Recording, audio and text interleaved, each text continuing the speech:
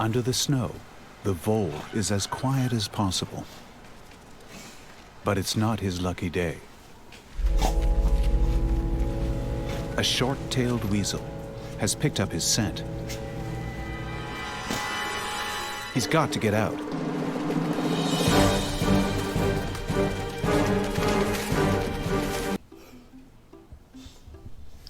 Hello. What's up, everybody? My name is Coco Cowboy. We're gonna do the glasses because I feel self-conscious if I don't. I have this time written down an itinerary because I've done this video before and I didn't like how it turned out because I never have a plan anymore. It used to be when I first started doing YouTube videos and I was like, oh, I'm gonna do this and I'm gonna like make this serious and shit.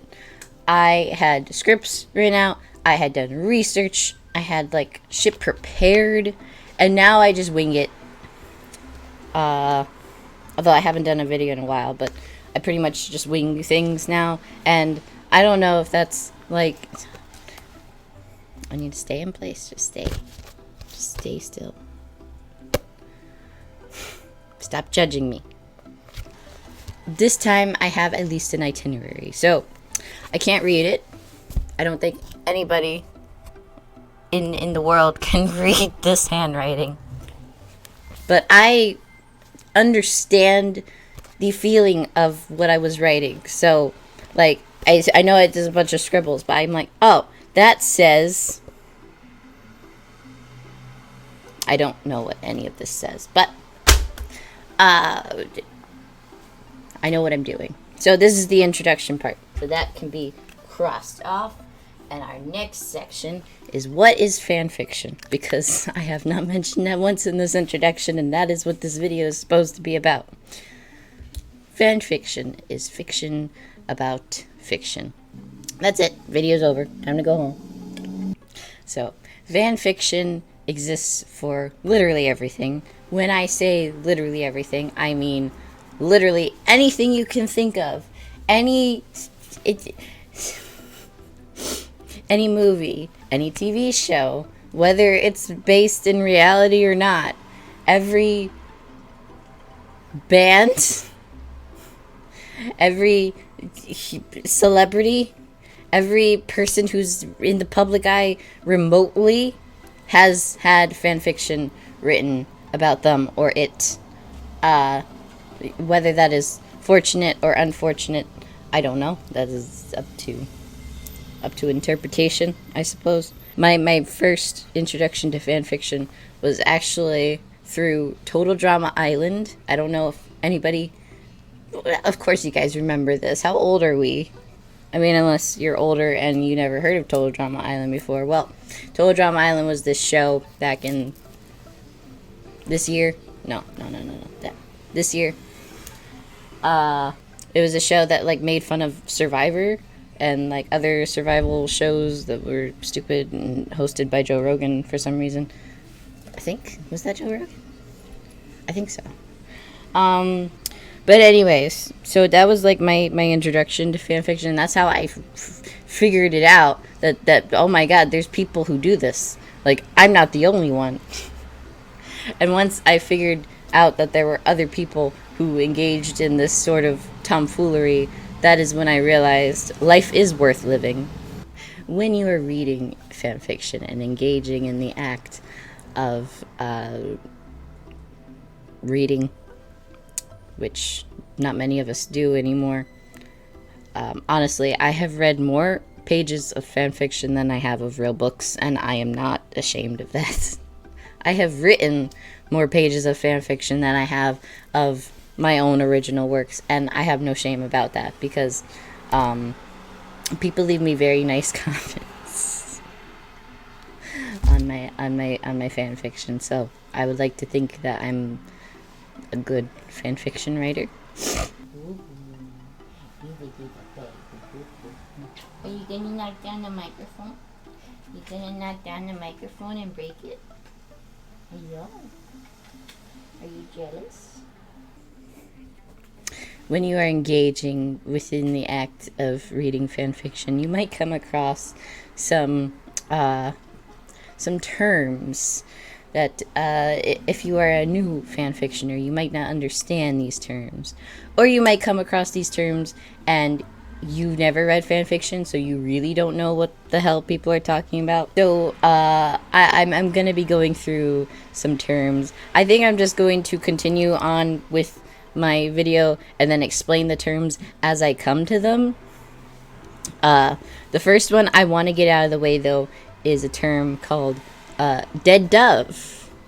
Because I did not know what that meant, and I think that I should save some of you some trauma with that one in case you would like to start engaging in the act of reading fan fiction.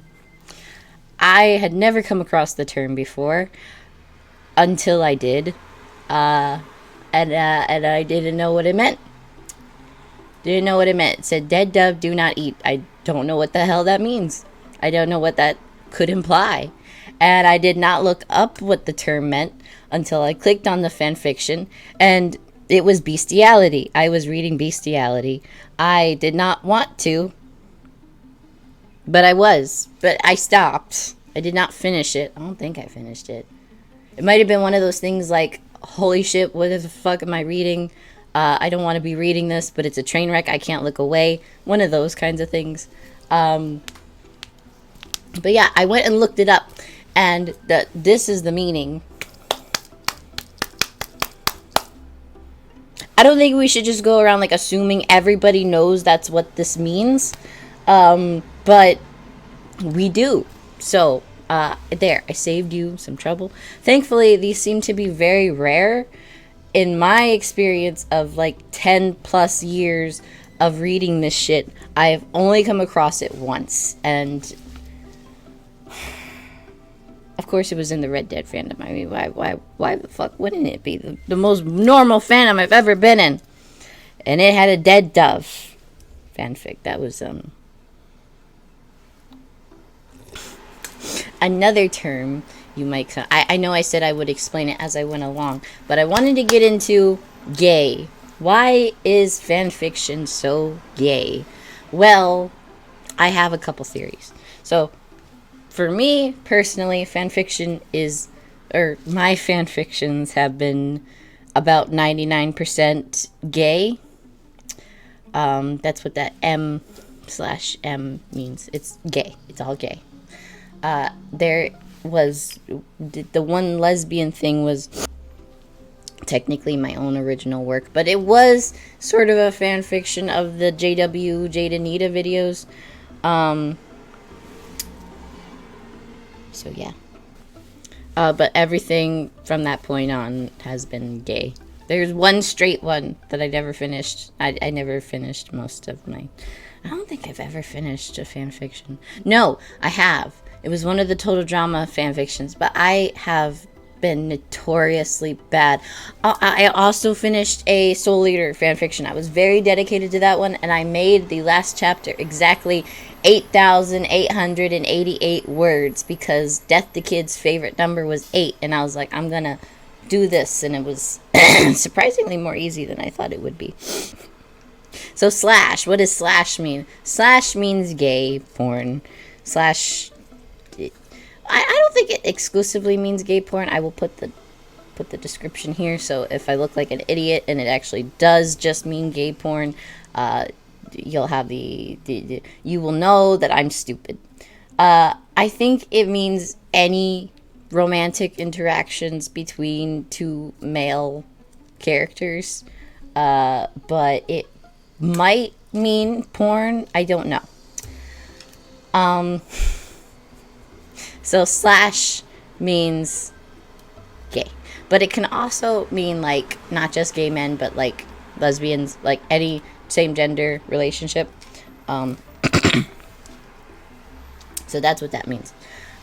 Continuing on, why is porn gay? No, why is fan fiction so gay? So when I first started getting into fan fiction, I was still a JW. I was still a very dedicated, good JW. I went to all the meetings, blah, blah, blah, blah, blah, blah, blah.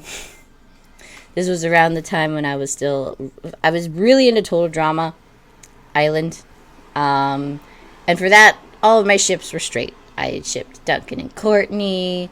I think their ship name was Duncourt. That's another thing. Ship names. So ship names take a part of one of the characters' names and a part of the other characters' names. And you put them together and you make them kiss. It can either be the character's first names, their last names. It can be traits that they have or carry or whatever. Like, for example, my top fan fiction / fan art / fandom right now is Bloodweave, which is Gale and Astarion from Baldur's Gate 3. So that is Blood because Astarion's a vampire, and Weave because Gale is a wizard, and they kiss. So, yeah, that's ship names. So, God, this is fucking hot. So shipping. What is shipping? Shipping is, I think I've explained this. Shipping is when you say, I like this character with this character. That is shipping. And then there's ship names. And I already went into that. I should start scripting these again. So, when I was getting into fanfiction, everything was straight. Straight, because I was a GW, wasn't allowed to be gay.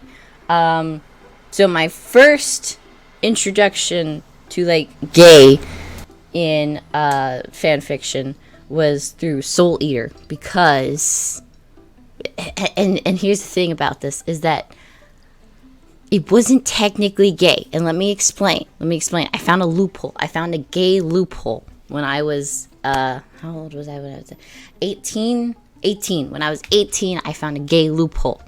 Soul Eater is an anime. Anime is gay. But, okay, so there's a character. His name is Death the Kid. He's like the son of the Grim Reaper. He's really cool.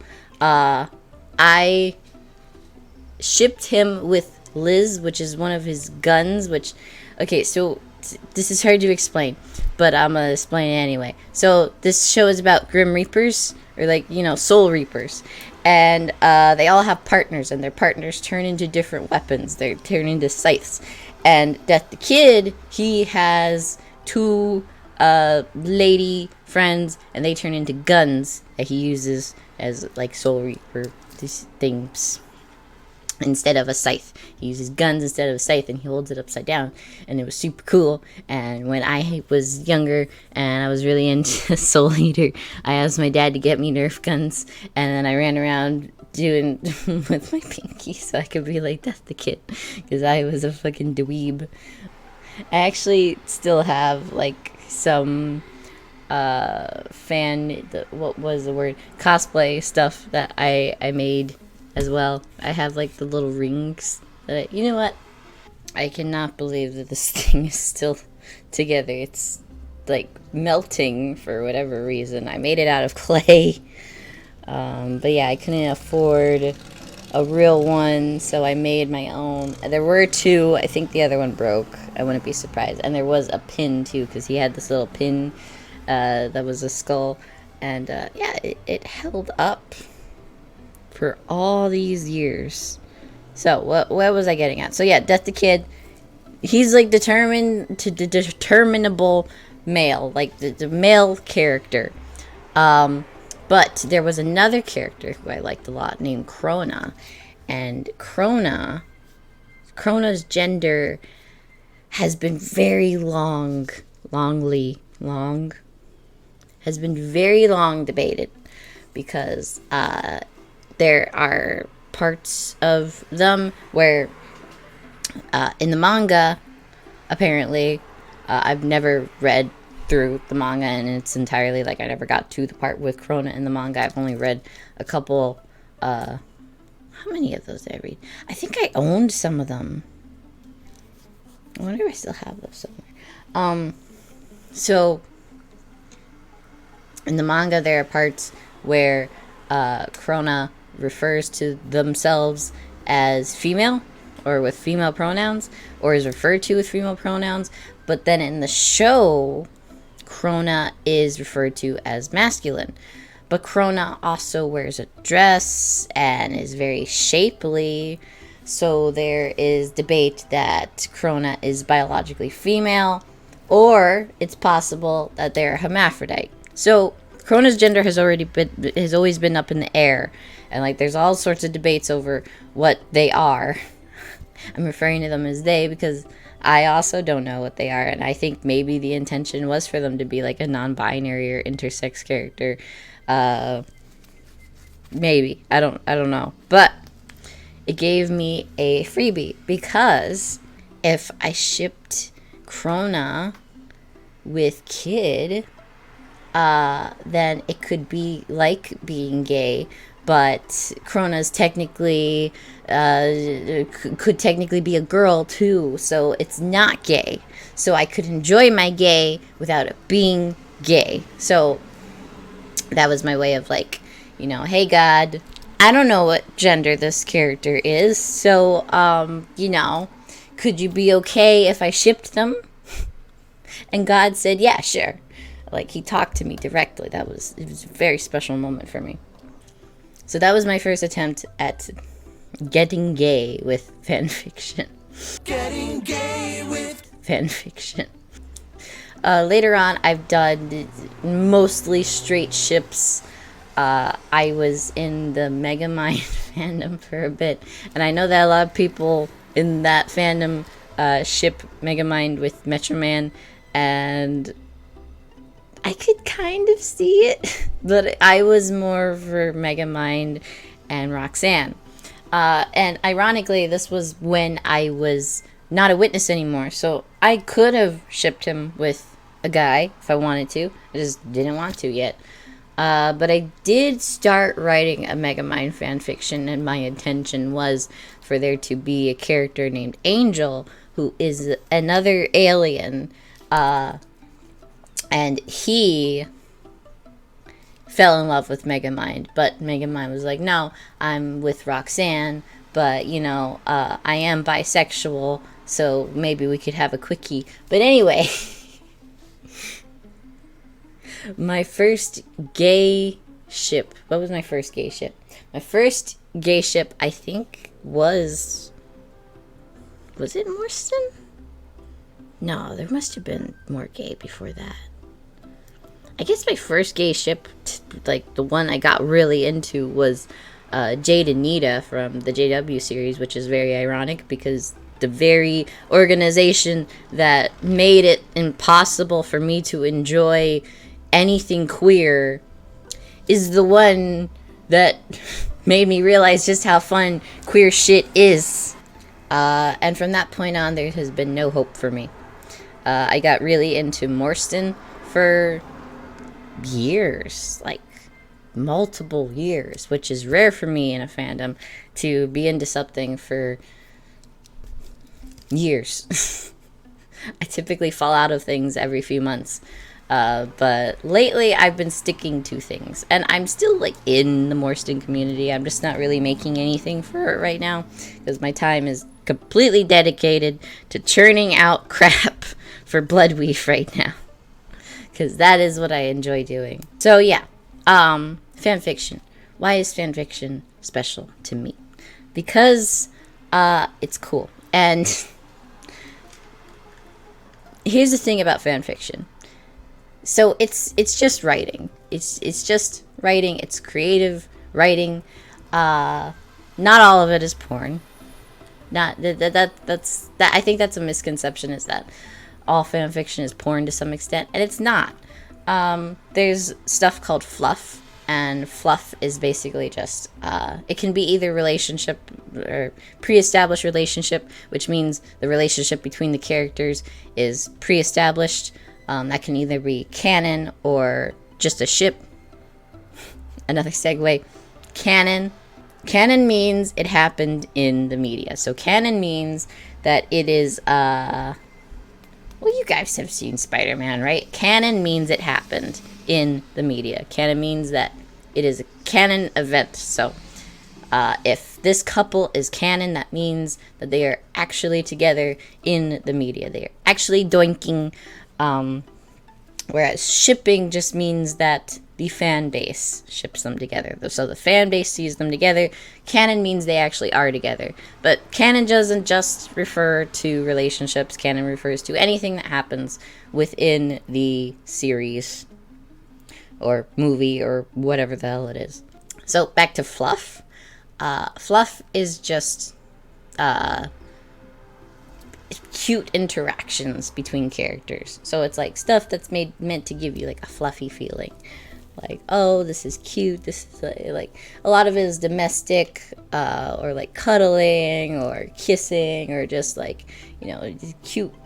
By the way, I shaved. I wanted to see if it's easier to have shaved armpits or not. So I plucked out all the hairs on this armpit because I don't like shaving. And this armpit is still hairy. So far, I like the less hairy one because it doesn't trap as much sweat. I don't think any of you need to know that, though. So, what is fun about writing for fanfiction is that I've been a writer, like, all of my life. I started writing pretty much the moment I figured out that you could write on a computer. Like, the moment I saw a Word document program, I was like, oh my god, I can tell stories. And I've been telling stories ever since. The thing about fanfiction is that I don't have much of an audience when it comes to my original works. I have a little bit of an audience, but it's not enough to get like immediate feedback on my writing and like, okay, I need to work on this, I need to work on this. I have very strong, I'm very strong in this thing, but not in this thing.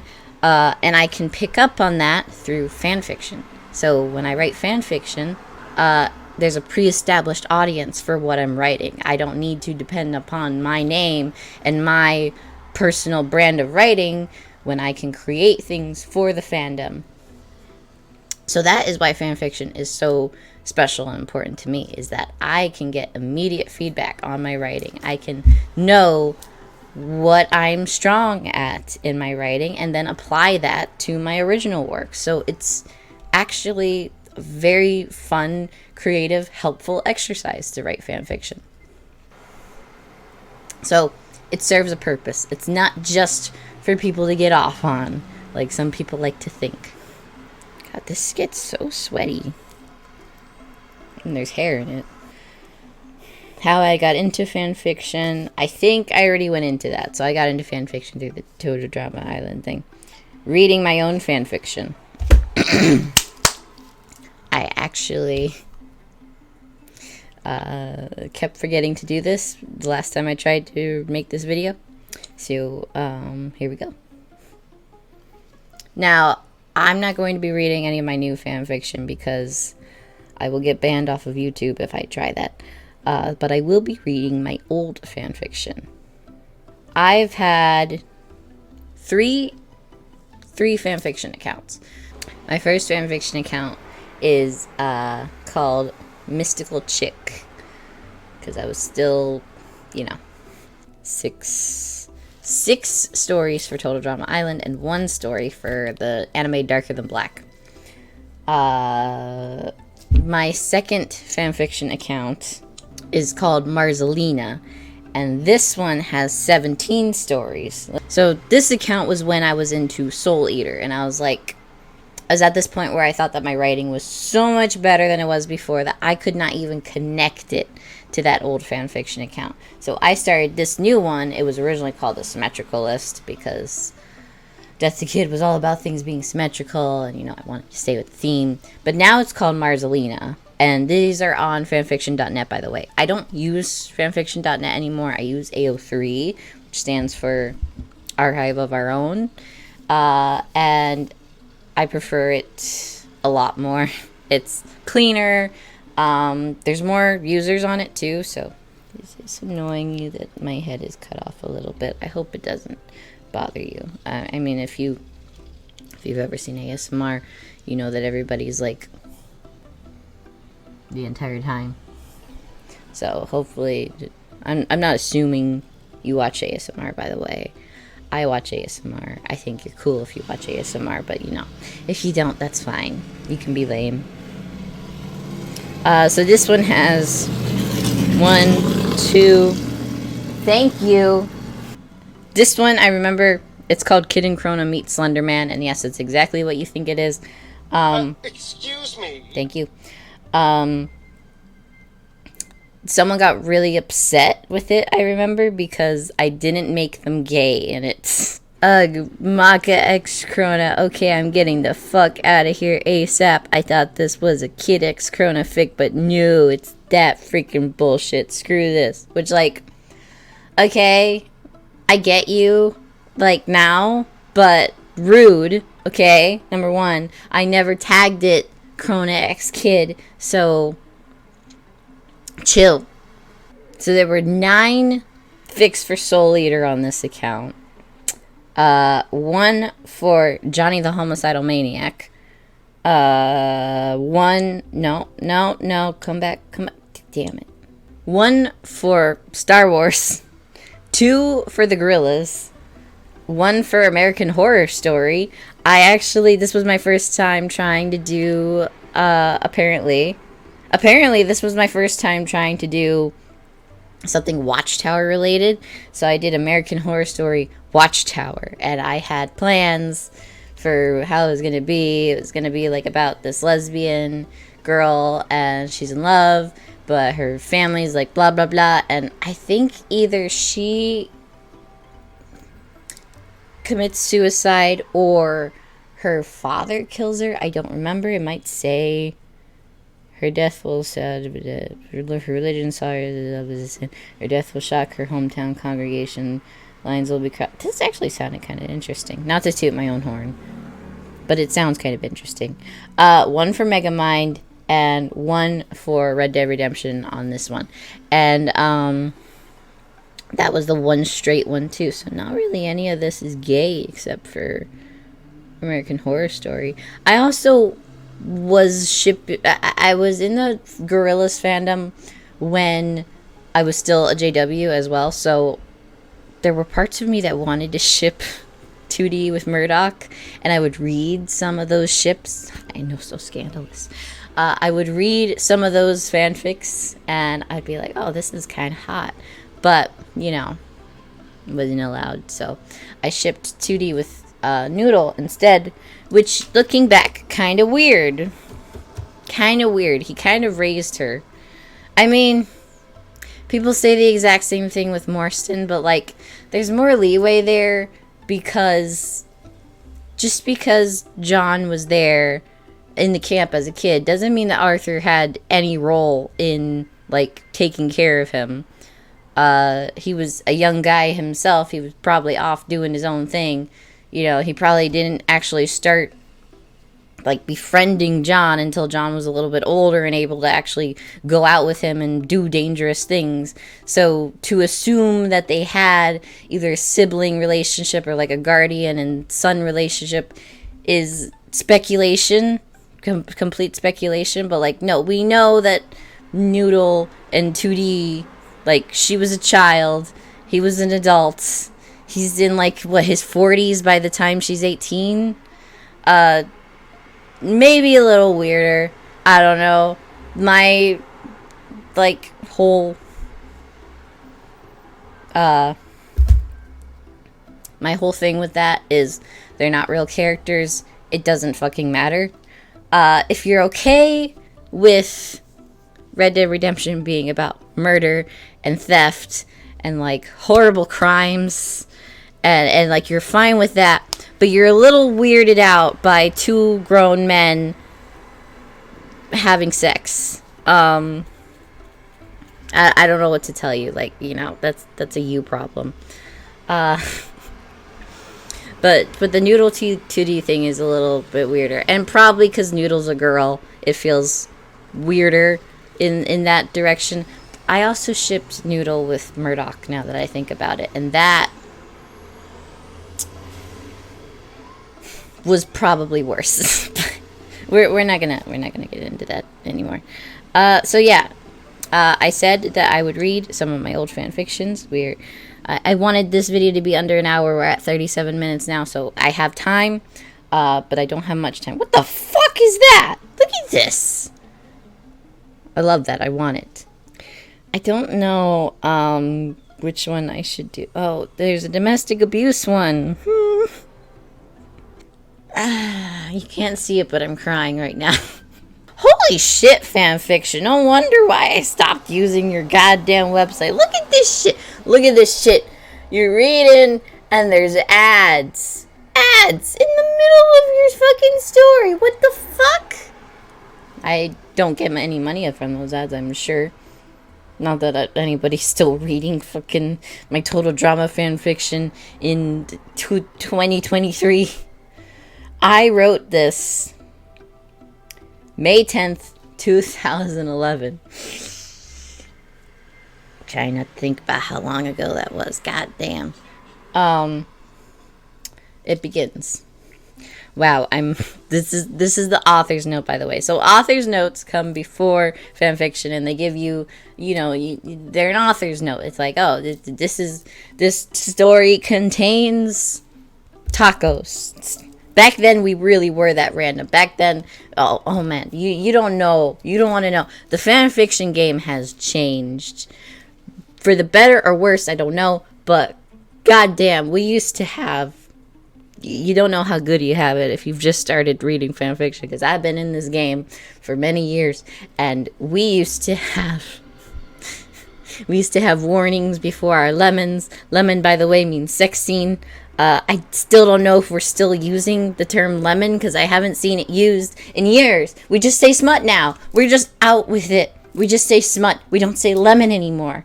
I want to say lemon. I like the word lemon.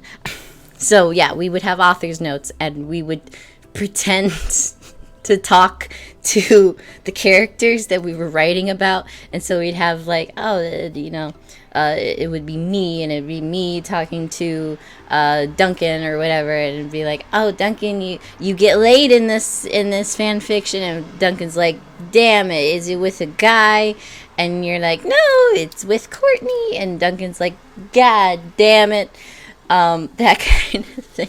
That's an example of some of the trash we put ourselves through.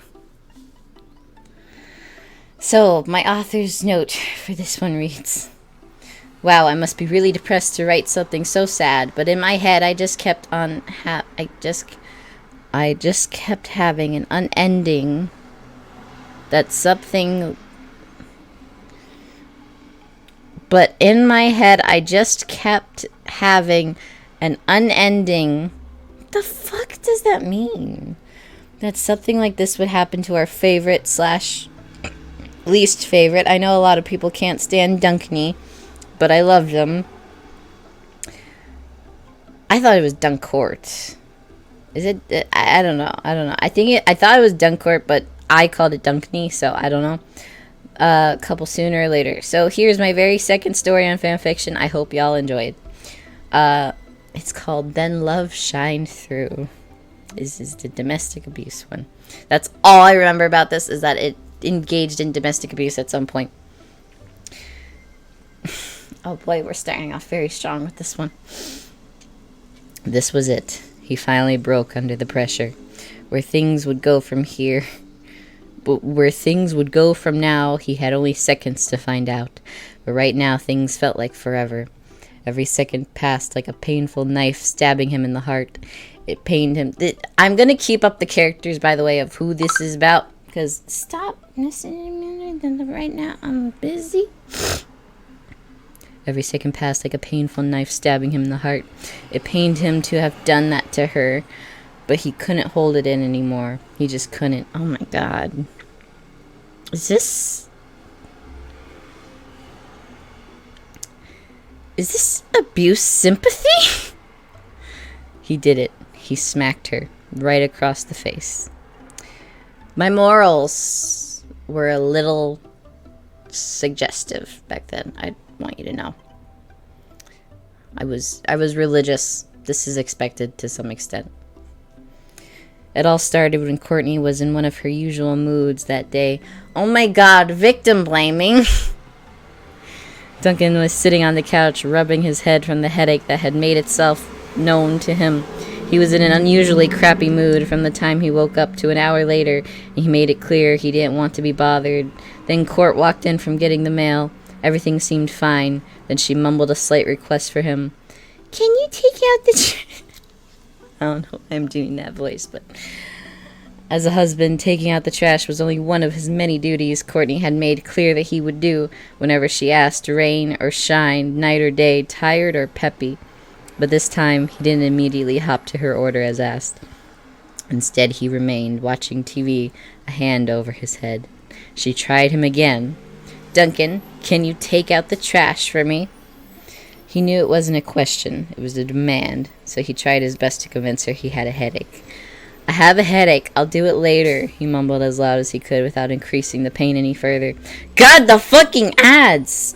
Fuck you, fanfiction. This is why everyone likes AO3 better. Doing some physical activity will help you. Then you can go take a nap. Courtney bit her lip. She was awaiting for Duncan to make some type of sexy remark at the physical activity will help you part, expecting him to say something like, then why don't we just head for the bedroom instead? Or... come here and show me how it'll help me. But he didn't. He must really be in pain. Nonetheless, Courtney continued in her head of the household attitude. Oh, heaven forbid a woman have a head of the household attitude. Duncan, take out the trash now. She turned to him and saw him just dazing around, rubbing his head and moaning slightly from the pain. I don't feel like it, princess. He said it sweetly and tenderly, trying to make her give in and just lay down with him instead, but she didn't back down. I don't really care. Just do it, she said as she walked into the kitchen. You can just shut up because I... It's domestic abuse. Don't laugh. You can just shut up because I really don't feel like it right now. His remark only heated the flames more. They soon began to rise. Take it out now, she screamed as she walked back into the living room, one hand on her hip and the other pointing to the several trash bags by the door. Why did they let so many pile up? God damn. I don't feel like it right now, Duncan yelled even louder than her, his voice booming, both because he naturally had a deeper voice than her, and the two because he was really, really pissed off. Duncan, if you don't do it right now, I swear I will. She was quickly cut off by Duncan's even more temperamental voice. You know, I'm really sick and tired of your stupid threats, Court. You can't really do anything to me, so stop your finger wagging and quit treating me like your little slave boy, because I most certainly am not. Duncan had now come to stand over her, his teal eyes looking down at her with a simple leave-me-alone look, but still Courtney insisted on getting her way. I could make your life so miserable. Sorry, but you already have. I remember writing that and being like, oh, this is such a banger of a quote. People are going to be like putting it on t-shirts. It's going to be so cool. Like, I thought I was hot shit back then. I still got a bit of an ego, definitely. I definitely still think I'm hot shit to some extent. But I also hate everything I do, so it evens out. He cut her off again as he walked away towards the bedroom, but was stopped by another thing Court had just had to say. Are you seriously saying I'm weaker than you? Take out the trash or else, and you know what will happen if you don't. Duncan's fist balled up and shook because of the force he was throwing into them right now. All of these years of taking Courtney's crap after he said he'd never take crap from anyone. All these years of being treated like a slave. All these years of being submissive and loyal to this one woman. For what? Something she called love? He honestly wondered if it was truly even love that he was submitting to. Where was the love in their relationship anymore? The only time they even made true love anymore was never. Either Court didn't feel like it, or she had a big case in the morning and had to be alert, or they just had a fight and weren't even sleeping together at the time. Where was the love now? It was gone. Neither of them knew how to get it back now. Jesus, with the fucking ads, fanfiction. I can't even fucking tell where it begins and ends. Look at this. Look at this. 2 ads, and you have a sliver, not even a paragraph. This is ridiculous, fanfiction. You need to fix your shit. Actually, don't fix your shit, because I don't care about you anymore. I'm with a new love. It's called AO3. Courtney's words echoed in Duncan's mind over and over. Weaker than you. Weaker than you. I'm in charge here. I don't think she said that. She didn't say that. Duncan rushed back to her, and unclenching one of his fists, he swung at her face, and his large, strong hand made contact with her. My phone is falling out of my hands because of the sweat. His large, strong hand made contact with her soft, gentle cheek. He could feel it. He felt all his anger being released into her, and while it did relieve some minor and major anger, it left him with a shock. Instead of being proud of what he had done, he immediately stepped back. A dropped-open mouth and fully shocked eyes covered his expression as he awaited Courtney's response. He felt bad. As a husband, it was his job to be kind to his wife and love her no matter what. He was supposed to talk through these situations, not smack her full force in the face. As she covered her cheek, she couldn't even look at him as she trembled in fear that he may do something worse to her. Was this simple smack the start of several beatings? Courtney, I didn't mean it, baby. No, don't talk to me right now. She rushed to the bedroom, in obvious pain, not only at the fact that she was truly in physical pain, but the fact that Duncan had caused it made it worse. Duncan wanted to rush after her, to help her, to hold her, and tell her how truly sorry he was. We can't keep doing this. It's going to kill us both. Who the fuck says that? It's just in italics. Duncan waited several hours, just waiting by the bedroom door, hoping she'll come out, but she didn't. He could still hear her sobbing, and her fallen tears only made him cry more. He decided enough was enough. He was going to make things work, whether she liked it or not. Jesus! Thank God I wasn't one of those kids who got married very young, because I don't want to know what kind of fucking guy I would have ended up with. He got up from his placement on the floor and jiggled the door handle. Locked. Duh. He needed to get in, though. He grabbed his handy pocket knife and picked at the simple no-key-required cheapo lock designed to keep anyone without the knowledge of using knives and scissors to turn the tiny slit and thus open it. He quickly put his pocket knife back in its respectable area before opening the door, as to now look as he was going to murder her and scare her even more. Babe, I'm so sorry. You know I didn't mean that, he said with as sincere a voice as he could. Courtney didn't seem to mind the fact that he was coming closer to her. She just laid there, cuddling her pillow. Duncan came a bit closer, this time sitting down next to her legs, which she outstretched, almost reaching off the bed. But as soon as Duncan took a hand out to touch her, she jumped up and off the bed, to the other side, still holding onto the pillow for dear life. Sweetheart, I swear to you, I never meant to... You're going to do it again. You're going to abuse me. That one word seemed to hit his head like a speeding bullet. Abuse? Was he considered an abuser to his wife now? Yes, Duncan, you hit her.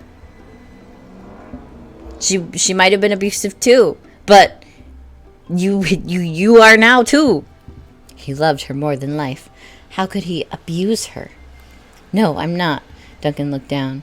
He would never turn out to be one of those sexist wife abusers that marry women, have kids with them, abuse them and the kids, and then turn to the next woman and do the same, leaving permanent mental scars that will stay with each and every woman and child affected for the rest of their lives. Duncan got up and walked over to the door, closed it shut, and locked it. Dude, if you're trying to convince your wife that you're not gonna kill her, maybe don't lock the door behind you while she's cowering in a corner. I don't know, man. This is suggestive in many ways. Then he slowly walked over to Courtney, giving her time to walk away or run away, but she didn't. She saw his intense pain, the tears that soaked his face, and those bloodshot teal eyes that simply said, I'm sorry. He was soon a breath away from Courtney, and they could both feel the tension become more relaxed as all closure between them was dismissed. Yeah, 'cause that's how it works. I love you, princess. I love you so much. And that mistake I made was stupid, and I'm never, ever going to do anything even remotely similar to that again. What I did was inexcusable. I will walk the earth 1,000 times just to hear you say that you forgive me. Duncan took reasonable pauses between his sentences, hoping and praying she will forgive him. We can't go on like this, Duncan. What you said was very sweet and tender, but I've known you long enough to know it's just a load of crap that I will accept for now. But tomorrow things will be the same way. And with or without the abuse, I can't handle us fighting anymore. Now Duncan wanted to prove to her that he was totally sincere and that he truly did mean it, that there wouldn't be fighting between them anymore. He picked her up by the waist and laid her down gently on the bed next to them. He threw the pillow she was holding aside and grabbed her arms and held them down to prevent her from rejecting him. This is not okay! This is not okay! And then you did this. Did I think that this is how you make up to your spouse? After you hit them in the face? That you hold them down on the bed and you force them to listen to you? That's not what you do! This is not a healthy relationship! You want to know how this stuff comes around. This is how this comes around. It's naive 13-year-olds who don't understand relationships. That's how you get weird fanfics like these, okay? He didn't want to force her into anything. He just wanted to look at her. Look at how beautiful she was at this moment. His relaxed sight soon turned into complete silence, and he gently lay down next to her, holding her by the waist, allowing her to choose when the contact would be over. But she didn't stop it. Instead, she escalated it, turning to kiss him and kissing him intently on the lips, huddling closer and holding him tightly. He didn't know whether they would go all the way or not. He didn't care, but this moment with her right now felt like the most beautiful thing in the world. Soon their makeout session became a love-making session. It was the first time in years that he actually felt the love and passion between them intensify. After it was over, they both laid draped over each other, smiles on their faces as they whispered through sweet nothings to each other. Duncan said nothing stupid, and Courtney said nothing demanding. They just both laid there and slowly dove off into each other's arms. The next day, things went slightly different. Duncan and Courtney brought in the mail, and they did the same, and they took out the trash. They both were happy working as teammates rather than slave and master. For some reason, things seemed like they were going to change. For once in years of unhappiness, the light of giant hope found through. And then a few weeks later, Courtney sat on Duncan's lap one Saturday afternoon, hugged him tightly and kissed him softly and whispered into his ear, "We're pregnant." And at that moment, nothing was going to be the same ever again. So it's a domestic abuse fan fiction that ends with pregnancy. That's...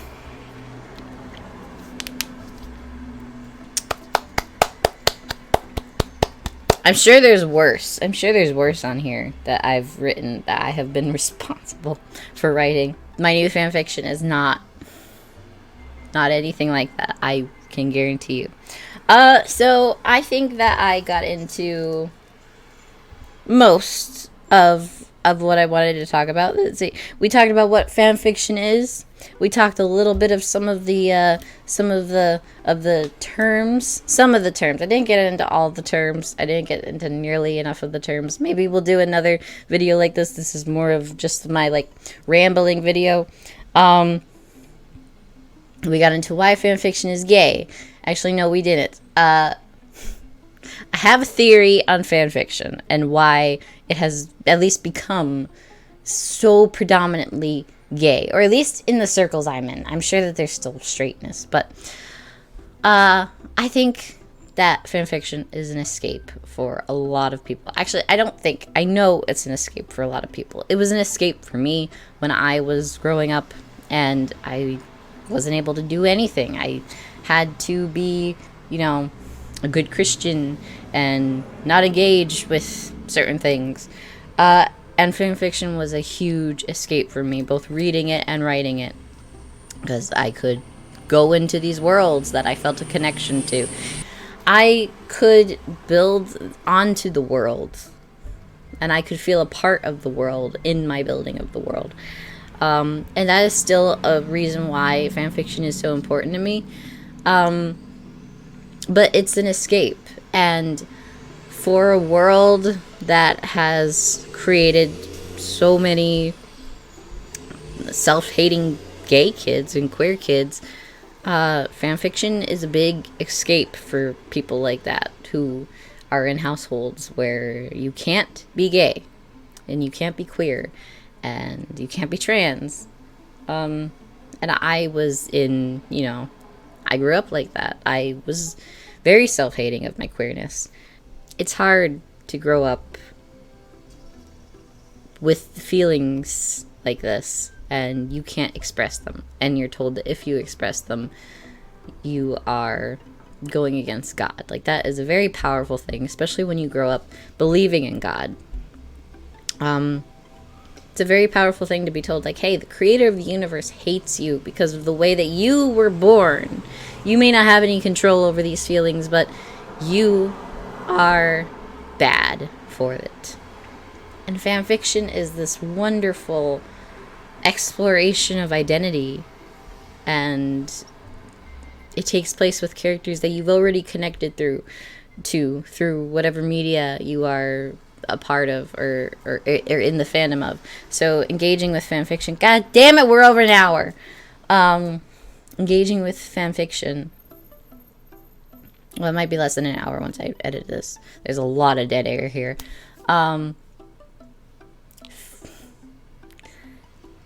It's an escape at the end of the day. And I think that a lot of queer kids especially need that escape. So that is why I think fanfiction is very prominently gay. Or queer, whichever you prefer. I prefer the term queer, but I also like saying gay because gay is a fun word. And I don't say it disparagingly. I like to say I consider myself partially gay because I connect a lot to gay men. And I don't know, I'm trans, so the whole gender sexuality thing is kind of confusing for me. Like, would I be considered gay because I'm into men? But I'm also into women, so I'm clearly bisexual, but I'm a little gay either way. So no matter which way you view me, if you view me as female who's into females and males, it's bi. And if you view me as a male who's into females and males, then it's bi. So I'm bi either way. But I especially connect to gay men, and I don't know why. I just do. I am currently working on a fan fiction based on my own work. So about when did I write this? In 2016. I think it was August I finished this. I always wanted for Mother, forgive me if you're watching this. I always wanted Paul and Alan. I changed his name because I already have a book with an Alan in it, and I don't want another book with an Alan in it because that'll confuse myself. So I changed his name to Ruben. And in this book, it's a book about two guys who go on a road trip across America, and they there's more to it than that. So I'm going to refer to him as Ruben instead of Alan so that I don't confuse myself. But in this original book, his name was Alan. Ruben is a writer, and he finds out his wife is cheating on him, so he leaves her. He ends up meeting up with this guy who used to be his best friend in the world. They haven't spoken in years, and he finds out.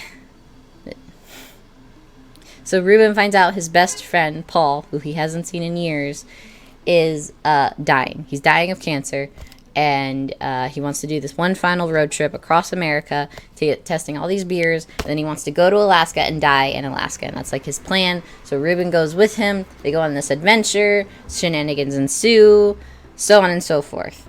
I always wanted them to be a couple, or at least have romantic interest in each other.